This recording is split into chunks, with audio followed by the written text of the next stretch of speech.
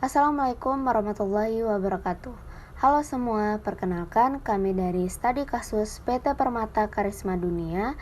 Di sini kami akan menjelaskan pemodelan proses bisnis apa saja yang ada pada PT Permata Karisma Dunia. Oke, saya Sufi Aurora Khairunisa dengan NIM 12022043116. Di sini saya akan menjelaskan proses produksi madu pada PT Permata Karisma Dunia. Oke, yang pertama kita mengenal sejarah singkat PT Permata Karisma Dunia. Apa sih sejarah dari PT Permata Karisma Dunia? Sejarahnya, awalnya perusahaan ini bergerak di bidang agribisnis, di mana agribisnis itu adalah salah satu strategi untuk memperoleh keuntungan dengan mengelola aspek budidaya, penyediaan bahan baku, proses pengolahan hingga ke tahap pemasaran. Yang pada awalnya sebelum ke madu ini, mereka mengelola kebun, jual beli ikan, ekspor cincau hitam, dan juga kopi. Sehingga ketika ada pandemi COVID-19, ada permintaan madu yang tinggi di pasaran untuk herd immunity. Dari situlah mereka mengatur strategi bisnis baru di peluang masa pandemik. Dan terpilihlah produksi madu. Oke, selanjutnya, proses produksi itu apa sih? Proses produksi adalah serangkaian tahap yang harus dilalui dalam memproduksi barang atau jasa. Barang yang dimaksud merupakan benda yang memiliki sifat fisik dan kimia dan memiliki periode waktu tertentu. Sementara jasa merupakan sesuatu yang tidak memiliki sifat fisik dan kimia dan tidak memiliki periode waktu antara produksi dan konsumsi. Sifat proses ini adalah mengolah, yaitu mengolah bahan baku dan bahan pembantu secara manual atau dengan menggunakan peralatan, hingga menghasilkan suatu produk yang nilainya lebih dari barang semula. Nah, pada slide selanjutnya, ini adalah tahap produksi madu di PT Permata Karisma Dunia. Oke, prosesnya yang pertama, kita menerima bahan baku, yaitu ada bahan baku untuk madu dan juga pengemasan. Saya akan menjelaskan proses produksi madu terlebih dahulu. Yang pertama, setelah menerima bahan baku madu, maka kita akan masuk ke proses pemeriksaan. Kemudian, setelah proses pemeriksaan, setelah sesuai dengan standar kualitasnya, maka bahan baku akan memasuki tahap penyimpanan pada ruangan dengan suhu 25-30 derajat Celcius. Nah, sebelum masuki proses pengemasan, dari penerimaan kemasan tersebut, tahap selanjutnya yaitu menyimpan kemasan. Nah, setelah kemasan sudah disimpan, baru kita memasuki proses pengemasan. Setelah proses pengemasan, maka tahap selanjutnya yaitu menyimpan lagi hasil produksi yang telah selesai dengan suhu ruangan 25-30 derajat Celcius. Setelah proses penyimpanan, maka barang sudah siap untuk didistribusikan. Nah, selanjutnya berikut adalah hasil dari produk madu anugerah alam. Ada 50 gram, ada 330 gram. Mungkin sekian dari saya, mohon maaf apabila ada kekurangan dan kesalahan. Proses bisnis selanjutnya akan dilanjutkan oleh rekan saya. Terima kasih.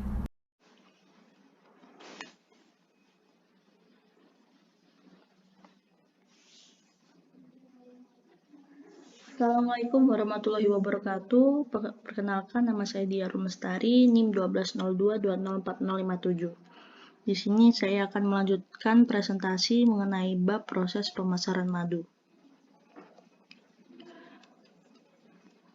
Dalam PT Karisma Permata Dunia ini, mereka memiliki dua sebutan cara untuk metode pemasarannya. Yang pertama adalah pemasaran modern, yang kedua ada pemasaran tradisional. Nah, untuk pemasaran modern, mereka mengartikan bahwa mereka menjual produk mereka melalui toko online seperti Shopee, Tokopedia, Bukalapak, dan sebagainya. Nah, untuk pemasaran tradisional, mereka mengartikan bahwa mereka bekerja sama dengan kemitraan daerah ataupun menengah dan kecil untuk memasarkan produk dari PT Karisma Permata Dunia ini, yaitu madu. Dalam arti menjual dan mengenalkan pada masyarakat yang lebih dalam lagi atau lebih daerah lagi agar produk mereka lebih dikenal.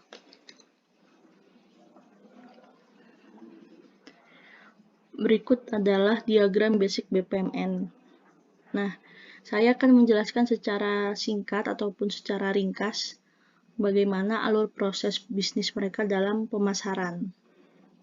Yang pertama, mitra akan berkoordinasi dengan PT Karisma, begitupun juga sebaliknya, agar melakukan kerjasama yang baik dan benar. Nah, ketika mereka sudah berkoordinasi dengan baik, bagaimana persyaratan, persetujuan, terus keuntungan mereka bagaimana, itu sudah dikoordinasikan dengan baik. Ketika sudah melewati proses berkoordinasi, maka selanjutnya mereka akan menentukan jumlah produk yang akan dipasarkan di daerah tersebut, di daerah mitra. Ketika sudah melakukan menentukan jumlah produk, maka tahap selanjutnya adalah melakukan persetujuan. Ketika mitra sudah setuju dengan perjanjian yang sudah didiskusikan, maka mitra otomatis akan order produk. Sedangkan kalau belum menyetujui persetujuan tersebut, maka mitra akan melakukan kerjasama ulang atau negosiasi ulang ataupun membatalkan rencana sebelumnya. Namun ketika persetujuan disetujui, maka mitra ini akan order produk tersebut. Tahap selanjutnya, PT Karisma Permata Dunia ini hanya tinggal menunggu pembayaran dari mitra tersebut. Nah, PT Karisma Dunia ini memberikan kesempatan kepada mitra agar melunasi pembayarannya 1 kali 24 jam. Ketika sudah ditunggu 1 kali 24 jam, maka ada pilihan sudah membayar dan belum membayar. Ketika mitra tersebut belum membayar, otomatis pesanan atau rencana kerjasama akan dibatalkan. Dan ketika mitra ingin melanjutkan lagi, maka mitra harus mengulang perjanjian dari awal melalui koordinasi dulu. Namun, jika mitra sudah membayar, maka produk yang sudah disepakati tadi akan dikemas ataupun di-packing dan melewati proses pengiriman produk kepada mitra daerah. Selanjutnya adalah kewajiban mitra dalam melakukan konfirmasi kepada PT Karisma Dunia ketika barang sudah diterima ataupun sampai dan siap diperjualbelikan.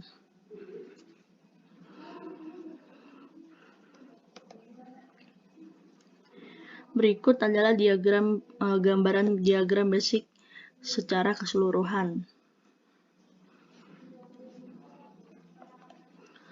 Selanjutnya, diagram advance BPMN. Nah, di diagram ini saya mempunyai 3 kloter, yaitu kemitraan, staf operasional hubungan kemitraan, serta staf operasional gudang PT Karisma.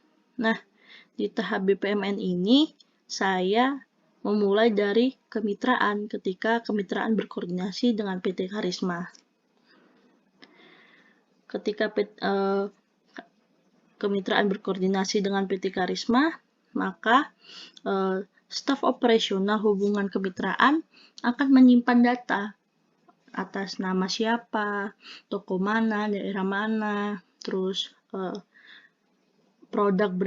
jumlah produk yang diinginkan, keuntungan mereka, dan keuntungan untuk PT Karisma tersendiri.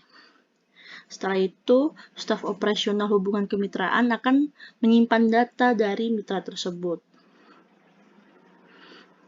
Setelah menyimpan data, maka staf operasional hubungan kemitraan ini akan melanjutkan informasi kepada staf operasional gudang, di mana staf operasional gudang ini akan memeriksa stok produk yang ada di gudang.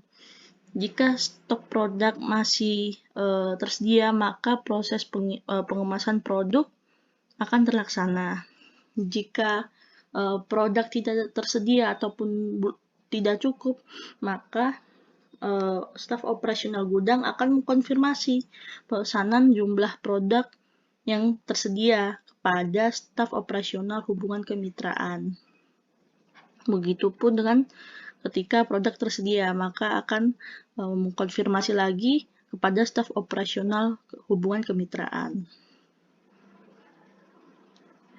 Ketika staf operasional hubungan kemitraan sudah menerima informasi tersebut, maka staf operasional hubungan kemitraan akan menyambungkan kepada calon mitra tersebut, yang mana jika barang tidak tersedia, maka akan dilakukan proses persetujuan ulang atau koordinasi ulang antara PT Karisma dan mitra. Namun ketika produk tersedia, maka selanjutnya akan melalui proses pembayaran. Ketika pembayaran, maka pembayaran itu akan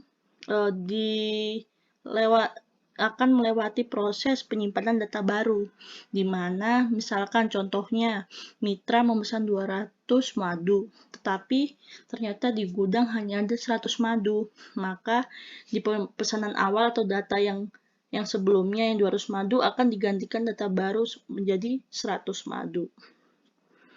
Setelah data sudah digantikan, maka selanjutnya akan melalui proses pengiriman. Dan barang akan sampai pada mitra yang sudah sesuai kerjasamanya. Selanjutnya, koreografi pada BPMN. Di sini, mitra melakukan koordinasi dengan PT Karisma melalui staf operasional hubungan kemitraan. Ketika mitra mengajukan, maka staf operasional akan setuju ataupun tidak akan berunding kepada mitra tersebut. Namun, ketika produk tersedia, maka staf operasional akan melanjutkan ke tahap selanjutnya. Ketika produk tidak tersedia, maka staf operasional akan memberhentikan kerjasama ataupun mengajukan banding ataupun seperti saran agar pemesanannya dikurangi sesuai jumlah produk yang di gudang. Setelah proses produk tersedia, maka produk yang tersedia ini akan dilanjutkan pada proses pembayaran. Pembayaran ini mitra ditunggu 1x24 jam untuk mengirim pelunasan uang tersebut. Jika tidak, maka pemesanan itu akan dibatalkan. Jika mitra sudah membayar, maka staf operasional hubungan masyarakat ini akan menyampaikan kepada staf operasional gudang bahwa segeralah melakukan pengemasan atau packing dan pengiriman produk kepada mitra tersebut.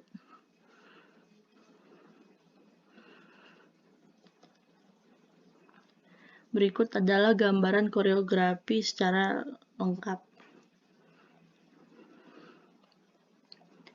Sekian dari saya, kurang lebihnya mohon maaf. Selanjutnya akan dilanjutkan oleh teman saya. Wassalamualaikum warahmatullahi wabarakatuh. Assalamualaikum warahmatullahi wabarakatuh.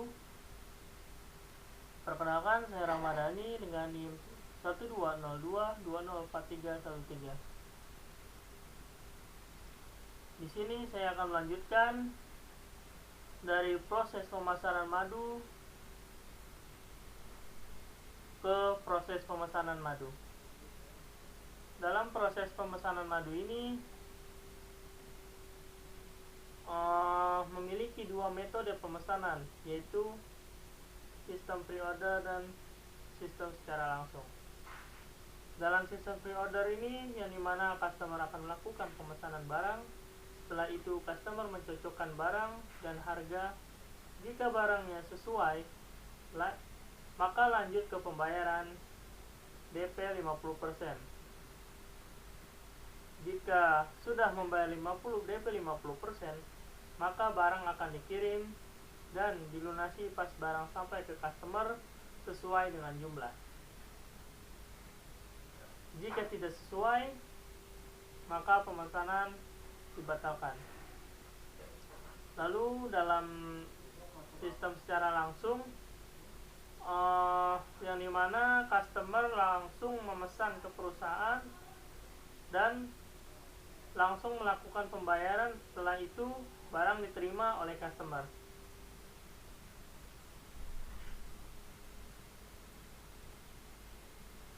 Oke, kita langsung masuk ke diagram basic BPMN.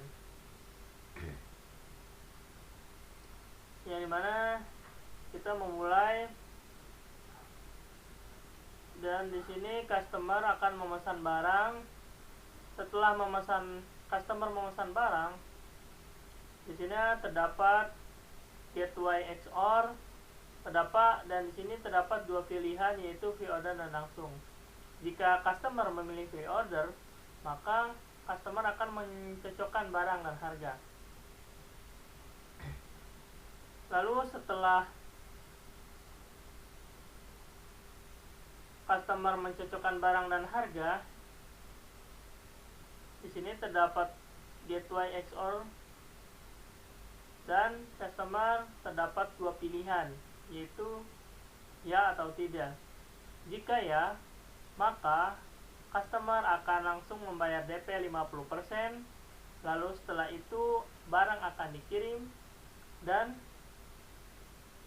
bayar lunas. Lalu barang akan diterima oleh customer. Oke, kalau sedangkan customer memilih langsung, maka customer akan langsung melakukan pembayaran, setelah itu customer langsung menerima barang.